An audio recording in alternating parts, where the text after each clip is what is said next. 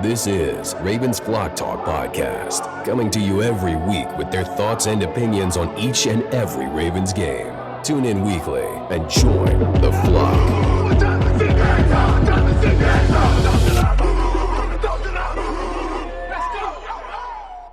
This is Ravens Flock Talk. I am your host, Brandon, and my dad joins me as my other host. Week 10, primetime Thursday night at the bank. Our second and final game with the Bengals, and we edge it out with a 1-point win. Another back-and-forth game, just like it was, I believe, in Week 5. Man, for once, actually, we weren't the ones that blew the lead. So, I mean, if you want to look at it from a positive side, we had to fight every ounce, every play, every inch possible that we needed. The ball bounced our way, and we edged out with a W. Yeah, a win is a win. And I want to say that over and over again tonight. A win is a win. You can win by 41-6, or you can win by 1 point. So that's my point tonight, that I'm so happy that the Ravens came on an AFC division game on prime time Thursday night. Yeah, I don't say it was ugly, but back and forth, and our defense was so questionable. So we'll get into that, but a win is a win. Yeah, a win is a win, but, I went on Instagram Live after our win, and I checked all the comments online on other pages, and a lot of fans are concerned. I mean, it's interesting. You know, a lot of the times I just see Ravens satisfied with the win, but this game was a little bit different, where they were like, yeah, but how long can we go on like this from the defensive side? With good reason. I respect that. You know, so it was showing the holes that the defense has and how we're going to have to play going forward. Because if we don't have an answer for the secondary, we're going to be like this every game, where the offense has to have the load of scoring in order to win these games. So I agree with the fans. It was ugly in terms of that aspect, Brandon. But you know, some games are ugly. But the long-term answer the fans are saying is, what are we going to do with the defense? Well, I will say, listen, the two plays that helped us win this game, well, one, all the miraculous Houdini antics from Lamar, evading sacks, and all. I mean, they didn't sack him one time. And how many plays was he like 15 yards in the backfield, right? So that's one thing, right? Lamar's heroics won us this. But the fumble, and then Tylan Wallace right out the, I mean, That should have never gone to the house, and that completely changed the game. But the momentum changed on that Marlon Humphrey strip fumble and Roquan recovering it. Yeah, jumping ahead, looking at the game. In hindsight, that was the difference. It was a 14-point swing. Because the offense in the first half was lethargic. Yeah. I mean, and that's the scary part. See, like you mentioned, the offense has to carry this team. But if they have a down quarter or half, you're in jeopardy of losing, because last year, the defense held Kansas City in the championship game to 0 in the whole half, right? Well, we can't do that this year with this defense, so the offense has to score. And this game was a testament to, if it's shaky, if they're not up to speed with things, you know, who knows? But luckily, the defense made plays when it mattered to edge out this win. Yeah, I guess the biggest concern is in the AFC. Right, because we've got premier quarterbacks that can just dice us up in the secondary and receivers, right? And what this game to me exposed was that, again, we are very vulnerable in the middle. Yep. And it was like in the first quarter and the second quarter, it was like Joe Burrow. It was like easy for him. We weren't there was no pressure on him.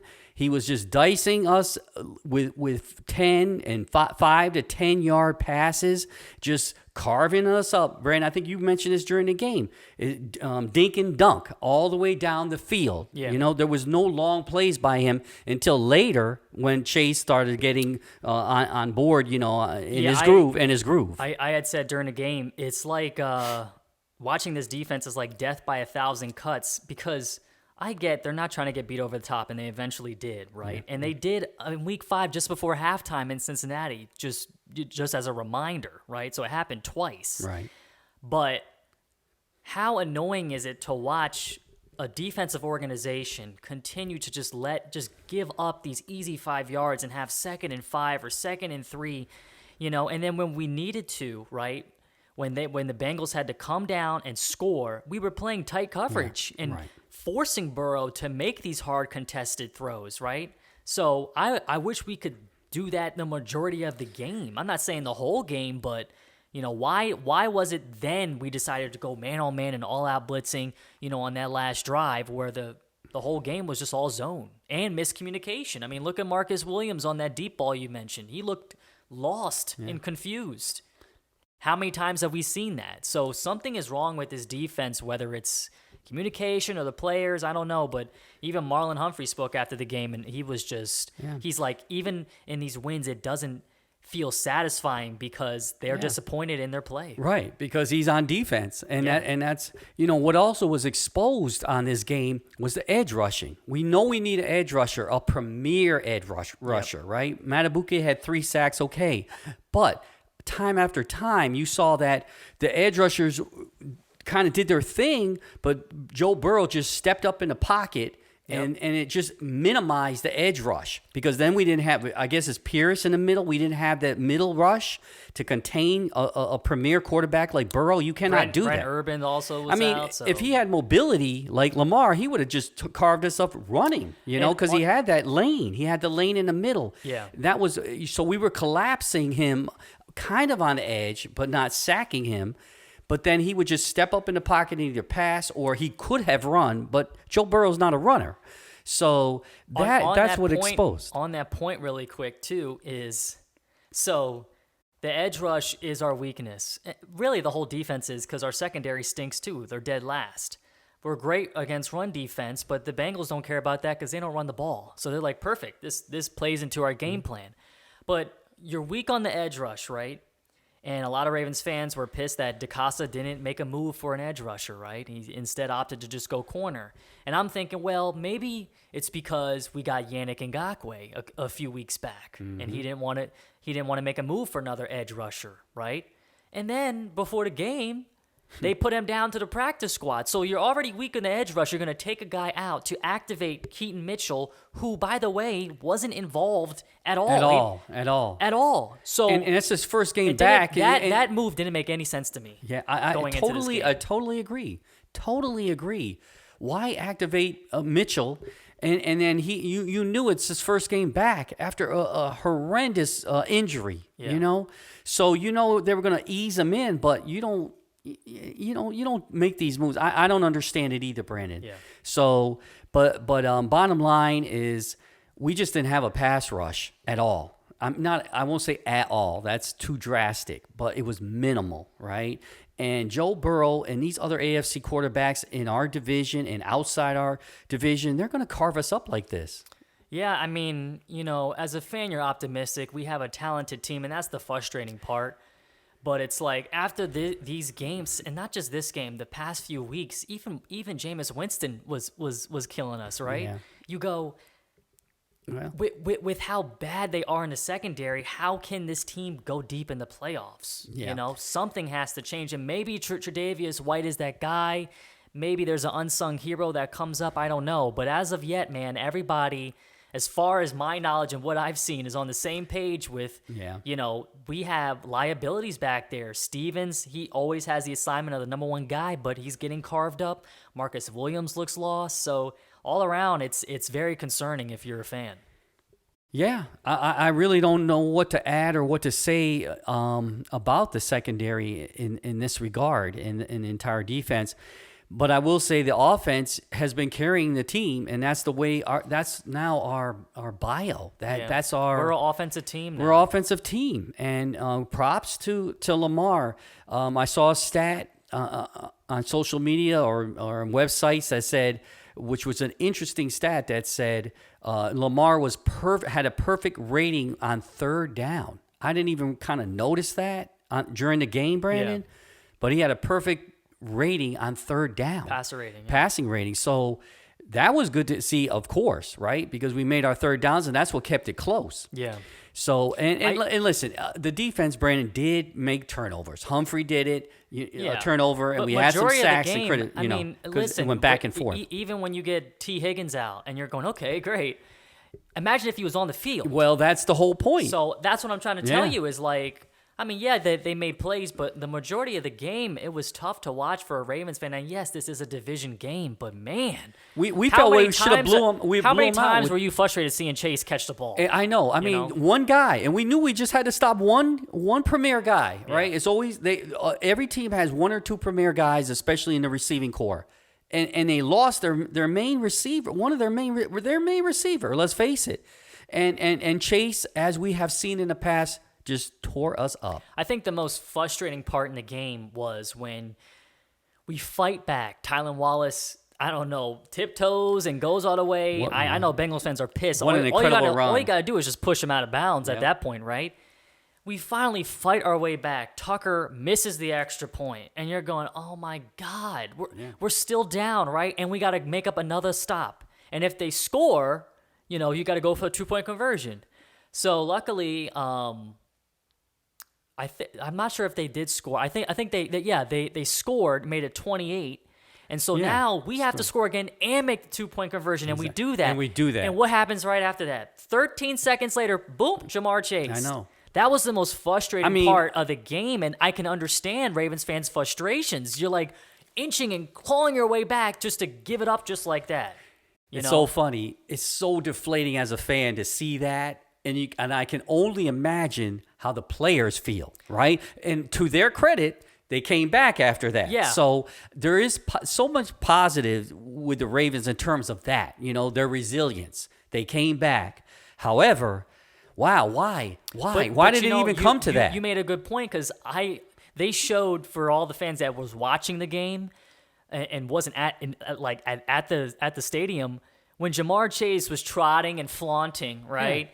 They showed Lamar on the side. He was pissed. He was probably pissed for the taunting, right? Because that was Kirk Herbstreit said that was a response to Lamar. But he was also pissed that he now has to do it again. Come back and do it again.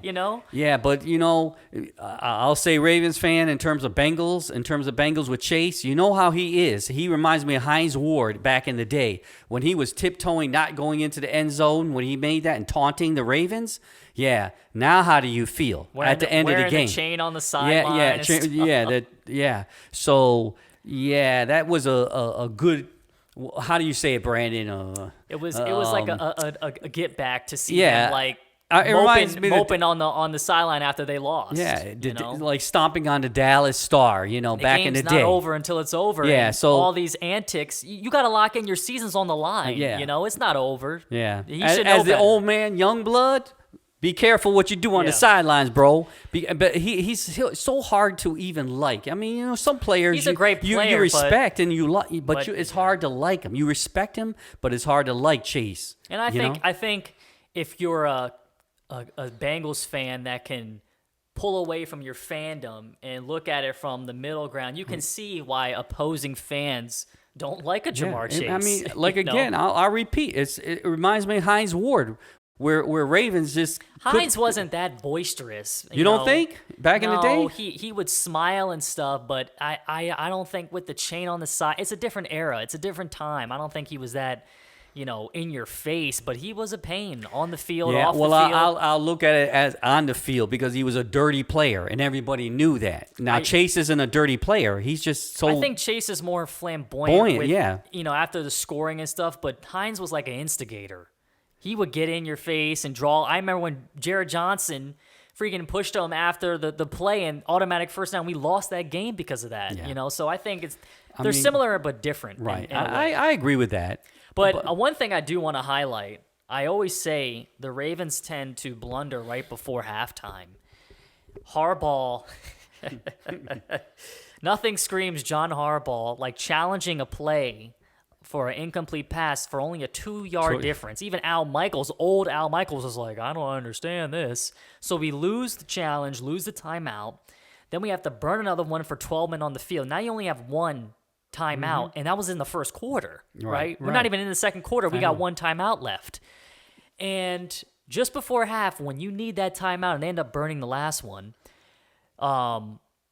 Lamar throws it to Deontay, his first and only catch so far, and he's trying to get out of bounds. Granted, Zay Flowers missed the block, but he couldn't get out of bounds, and the clock runs out, So instead of maybe a possible long Tucker field goal, cross your fingers, or a Hail Mary, And I believe before that play, it it was a pass to Andrews that did get out of bounds, right? And if you had some more time, another timeout, I should say, you possibly could get a long field goal by Tucker, right? But not having the timeout right there, was the critical. clock management on this team, it changes the game plan. Yeah, so you don't have to worry about getting out. You could just run your regular set and call the timeout right after and trot the kicking team out there. Yeah. That was frustrating to me. That was really frustrating to me. I want to reiterate that. You're talking about a timeout with a team in the red zone, but not only in the red zone, Brandon, they're on the 2-yard line. I mean, you're going to gain 2 yards. It made no sense. It made no sense at all. I mean, even us, like, no X's and O's guys, what the heck are you doing, right? I mean, it just proves time and time again, You're John, gonna need those, that even you don't know how to manage your timeouts. And is it? I mean, I know John's got people in their heads. I mean, what are they looking at? Even if it was incomplete, why even challenge? Yeah, Brandon and I looked at each other and said, why? Why are you doing this? And I know hundreds of fans are doing that. Thousands of fans are saying, what in the world? He was panicking in the first quarter. Yeah, why flow? What is it going to buy you when you're on the 2-yard line? I mean, come on.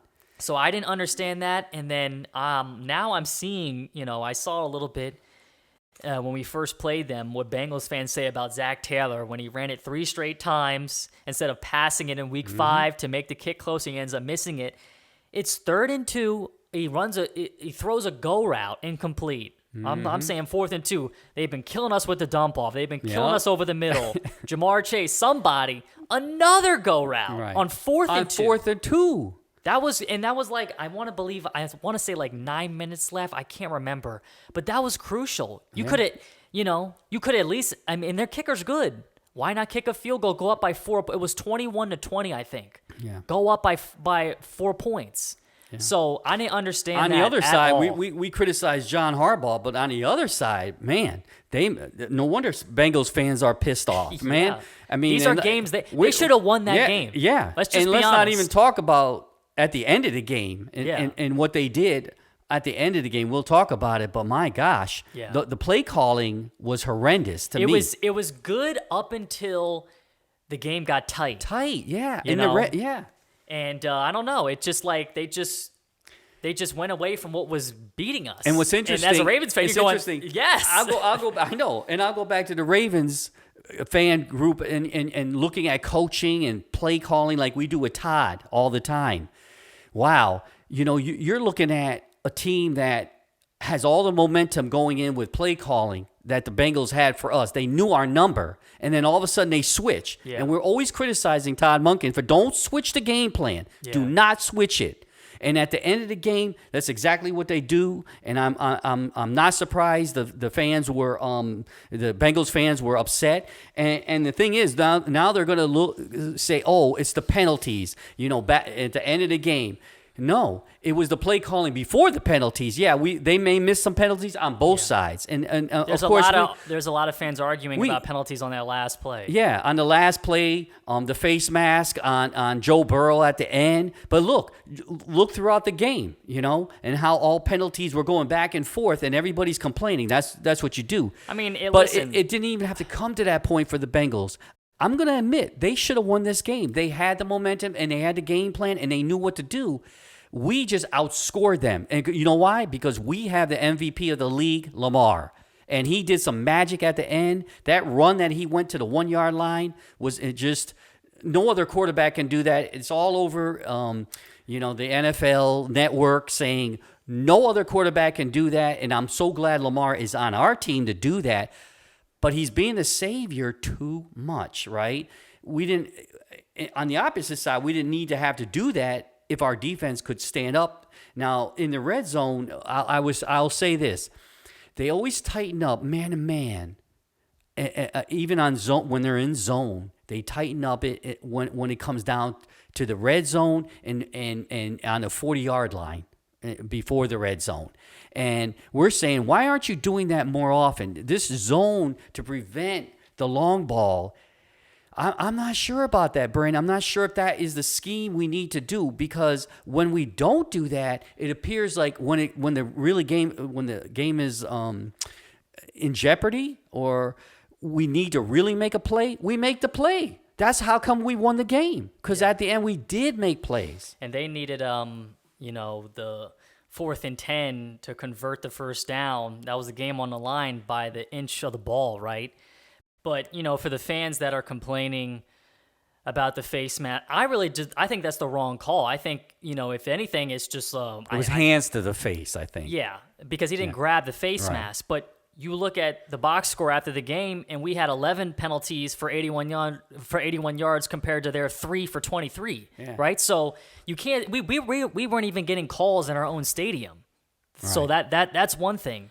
And it's also easy for Bengals fans to say, too, like I saw a lot of them saying this, why go for the 2 at the end? Well, they were going for 4th down all game. It's not surprising. Yeah. Now, I don't blame Zach Taylor for doing it. It's easy to say afterwards, why did you go for 2? Because it didn't work, right? They didn't convert it. But in that moment, you're going, okay, if I kick this field goal and it goes to overtime and I lose the coin toss, I don't trust my defense. Ravens are going to go down and score and win a game, and Joe Burrow never gets the chance. Well, let's face it. Look, so the way it was... I understand why he went for the 2, and it's easy to say afterwards. Go out and try to win the game. Your season's on the line. So I don't really blame him for that. If I'm a Bengals fan, I'm saying, why go for 2 go routes on 3rd and 4th and 2? That's when they could have really put the nail in the coffin in us, I felt like. So... It's either way. It's either or. You can argue for a point and then say I kind of understand, people that oppose my point as well. This was just that type of game. Absolutely. I can't agree with you more. And when it comes to a tie game, if you're going to tie it up, the coin toss and everything else, jeopardy is what every team is looking at, which that rule has to be changed.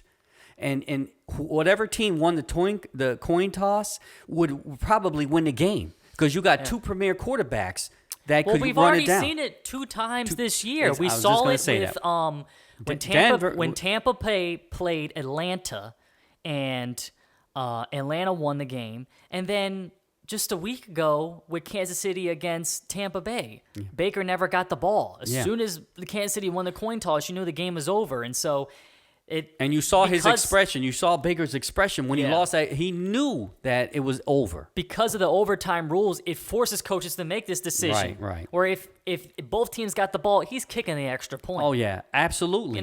So that's a great point. And for all the fans out there in the NFL, that is a great point. Overtime really stinks. When you get into it, it's all about the coin toss. I hate the college overtime, but it's better. I gotta admit, it's better because both teams get the ball. Get a chance, right? Right. You at least no matter what. No matter what. That's the thing. No matter what, they get the both teams. Whether get they the ball. score or kick a field goal, they get the ball back. So, that was huge. That was huge for the Ravens that he made that decision. And thank God that, and as a Raven fan, that and then we knocked that ball down. Yeah, and, I want to, praise Tylan Wallace, the unsung hero, reminded me last year against the Rams with the punt return. Zay Flowers had the game last week, but he was kind of silent, and Bateman a lot of the times was Lamar's outlet, and that opened up Andrews down the field. So, it was great to see some of the guys that aren't your top-tier guys, even because Andrews has had a quiet year as of late, I would say. So it's nice to see, those guys getting involved on the offensive side of the ball. Yeah, can't agree more. It's so nice, and that's again we have such a variety of offensive weapons that we can use each game, and somebody steps up, and that's why the offense now is the premier aspect of how we win. Versus the defense, and we're not used to that as Ravens fans. But, in the defense, let's give him a little props. Matt Abuke, 3 sacks. He did well, right? He did well on that. Roquan recovered the fumble. Humphrey caused the fumble. Yeah. So there were highlights. And Brandon Stevens finally got his interception that was called back. However, they're still getting beat just way too much. Yeah. One thing I do want to, last thing I want to say in terms of the offense, and we were talking about this as it was happening. Game on the line, 28-28, and it's around the 2-minute mark, and they opted to pass on second down, which stopped the clock because it was incomplete, instead of running it to burn their last timeout. So me and you agreed on that in real time when it happened. Make them burn their last timeout, and don't go in the end zone, though, right? Right. If they give you a lane, just fall down. The clock keeps running, and you call the timeout, right? Or they have to call the timeout. And so they had one timeout left in their back pocket. Now it's 3rd and goal, and you have to score. Thankfully, we did. Yeah. But outside of not running it, I understand, because we were saying just run the clock out and then kick the field goal and leave them. But they would have about 50-something seconds left. And the way our defense was, they probably would have went down and scored and won the game. So you had to score no matter what. My only thing was, not running it on second down. But it worked out to their advantage. It was 3rd down, and they had to do it. I don't know what would have happened if we didn't get that 3rd down, kick a field goal. We probably would be sitting here with And a that's when loss. you and I maybe disagree, because I wanted them not to run that ball. And You want them to run or to not? run the ball. To run, okay. To run the ball and run that clock and manage that clock, right? Yeah. Many teams have done that at the end of games like this.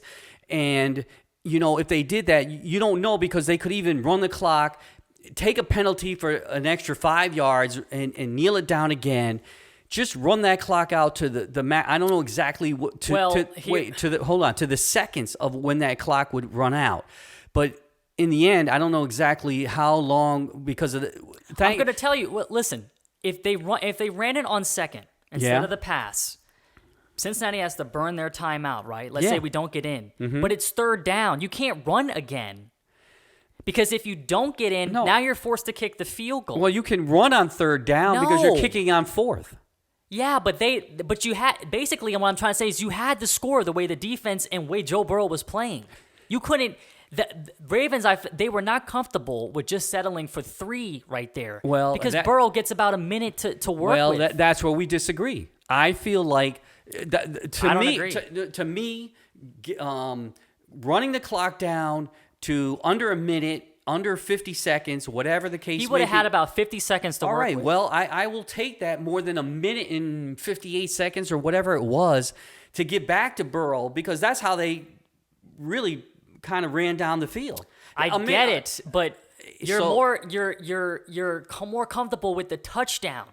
Even you said during the game they can't go for 3. Yeah. They can't settle for 3, so that's the comfort, right? Yeah, but I'll tell you this: that 2-point conversion that Bengals decided to try at the end of the game, and the decision to go for on 3rd down to have to score a touchdown in that situation is almost the same to me. Is almost the same. I don't know what 3rd down are you talking about? When they got the touchdown, when they decided not to run and they got the touchdown on 3rd down. Okay. And then they opted for the 2-point conversion, you're saying? No, Ravens, when we were there and had to score. We had to go for the 2-point conversion because Tucker missed the field goal. I know. We had to go. And if you don't make that, then what? I get it, but we had no option because Tucker missed it. Yeah, it wasn't like we wanted to do that. We had to because he missed it. Yeah. Right? And so now, but with that 2-point conversion, now you're up by 7, right? So if they score and get an extra point, it's tied. But they opted for the win. Yeah. That's what I'm saying. All right. It's about time clock management in the end. But all I'm saying is, now looking back, we had a day to think about. Both of us had a day to think about it. I still don't agree with not running it on second, but they probably was we need 2 downs to get it in, and I don't think we can do it getting in running. Yeah, well. Maybe that was the thinking, but... Maybe. In hindsight, it worked out. In hindsight, it worked out, but and they did what needed to be done. There's 2 sides to how you look at it, right? Less time or scoring. But So I see your point of view, and hopefully you see mine, but we can both agree that Harbaugh blew it in the first half with his time management because Tucker never had a chance to kick the field goal because he challenged it and the 12 men on the field. So, man, and let's just cross our fingers. Kyle Hamilton is able to play against Pittsburgh next week. Yeah. Another big AFC division it's gonna game. Be another one of these episodes, it seems like. Yeah, and I I don't want to guarantee, but like always, it's going to be a low-scoring game, and it's and it's going to be a rock'em sock'em type game once again. It's interesting. Cincinnati and Pittsburgh are two completely different teams, but they're in the same division. And it's wild because I agree with you. It's probably going to be a low scoring and ugly. Ugly game. Whereas Cincinnati, it's just fireworks all over the place. And what was funny in the first half, it looked like a Pittsburgh game, low scoring. Well, they were up 21-7. Yeah, but I mean low scoring, and we didn't look like any team really had a lot of offense going on, right? We had low scores, but they didn't in the first half. They had 21 points. All right, some teams end with 21. Yeah, true. So it was low scoring on our part. But look at the end of the score and look how the score was with Denver. So that for us, that's a low scoring game, So to me, that's a low scoring game now. We've got to flip the script that and then Pittsburgh, but if you have a 21-21 24-21 game, it was 34-35. That's not low scoring. I'm saying that it ended up to be a high-scoring game, right? But in the first half, it didn't look like it was going to be that high of a score. On our side. The team on our side. All right, I thought you're going to think Pittsburgh. I mean, Bengals are going to score like 28 points in the another 28 points in the second. I don't know, but they already had 21 in the first half. Is what I'm saying. I believe, right? No, it was 14. 14. But by the third quarter, it was 21-7 at one point. It was what, a 14-7? Yeah. I mean, that's low scoring for these two teams. I was thinking it was 21. Oh, all right. But regardless, Pittsburgh is always, from history, if you go back 10 years, 15, almost 15 years, has always been low scoring. So I can't wait in terms of seeing what the offense of the Ravens are going to do, what Todd is going to do against Pittsburgh, because we always play down to them in terms of trying to score and pass on them, and it's a gritty type game, and I don't want it to be gritty. I want to air it out and throw it out. I really do. That's how I think we beat. We all do, but never happens. Never happens. But when you go back in history, Tomlin knows how to play us, and in history, we've never really blown them out. Maybe a few times, and I think it's because of Pittsburgh's defense. It is, and that they really swallow up Lamar's ability to run and pass, and it's going to be a low-scoring, hard-fought game. It's also going to be hard because Russell Wilson now, Fields, he did do a good job, and he kept, control of the ball in terms of turnovers. But Russell Wilson at this stage is not going to throw a lot of turnovers and not going to take a lot of risks. So, that's interesting because we're a team that doesn't take a lot of risk on defense in terms of being up on guys. Mm-hmm. So I can see us just playing back, giving them what they want, and him just, taking 5 yards here, taking, 6 yards here, 4 yards here. So I don't know if people remember, he's one of the most accurate quarterbacks, at least back in the day, of slicing and dicing up, defenses. Because he really wasn't a long ball type guy. So it will be interesting because that is our vulnerability. Well, he does throw a beautiful long ball, as they say, lollipop throws. He can. He can. Yeah, and a lot of the times he's won games like that too. Yeah. So we'll see. But Zach Orr, Dean Pees, they gotta wrap it up, man. And Pittsburgh, they made some moves too. But before the deadline, they beefed up their defensive line with a good edge rusher from the Packers, and then they got Mike Williams from the Jets, a receiver. So we'll see. We all know Pickens is a threat, and Najee Harris runs hard. But I could see Mike Williams, with all the attention Pickens get, he have a good game. So Pittsburgh's a real deal threat now. Yeah, and remember, Pickens is on both sides of the ball. He's the real deal. Yeah. He's like Chase to us, So it's going to be interesting. I'm so happy that I'll say squeaked by. Oh yeah, beating them twice, and you don't have to worry about them anymore. So if we can essentially ending their season, basically. Right, and if we can beat Pittsburgh, this will be a really good look for us. Yeah. Regardless, but every Raven fan knows that this defense has to do something, and I don't even know what that's going to be and what they can do. Just a reminder for people, this is before Sunday, obviously, and if Washington, with their heroics at quarterback, can somehow beat Pittsburgh, and we put salt in the wound, basically, in Week 11 against Pittsburgh, that'll be nice. Yeah, well, right? That'll put us in a great position. Oh, yeah, that's what I'm saying. That even more salt in the wound. Cross your fingers. Washington's a good team. And Brendan and I always say they beat them, and then we can do our part. We always say, though, nobody ever helps us outside the division when it comes to beating our division rivals. It's just like it just seems like they always come up short, and then we just have to close it out like we usually do, right? Because we're spoiled. Ravens fans are spoiled. We always seem to pull it out, and then But I see. Listen, it's in Washington, and they are favored. So they are the favorites going into. I think being at home definitely plays a factor. I wouldn't be as confident if it was in Pittsburgh for a rookie quarterback, but.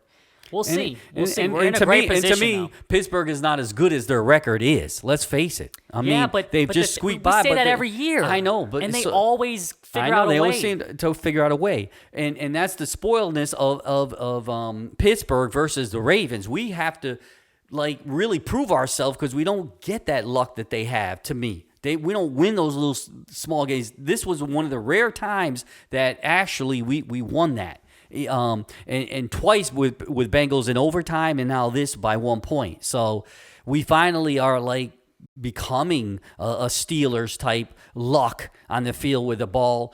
Where Humphrey bounces our way, right? He strips it and it goes right into Roquan's hands because there was a lot of Bengals people around that ball. So hey, maybe the tide has switched, and I'm happy to see that. Because I'm always fearful of Pittsburgh. I'm going to be honest, even more so than the Bengals. But, hey, it's a good win. I'm happy, Brandon, personally, that we squeaked it. I don't care how it happened or anything of it's a win is a win, as I said in the beginning. And I'm looking forward to the Pittsburgh game now. Yep. So please tune in. This was a busy week for us. Basically, 2 episodes in 1 week. And we have some time now to kind of relax and gather ourselves before Pittsburgh. So, tune in next week, Week 11 in Pittsburgh. It's going to be a wild game. It's going to be one of those games.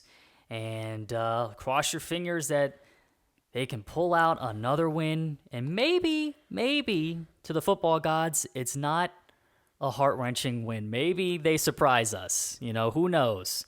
Ravens are always full of surprises, but nevertheless, please tune in next week.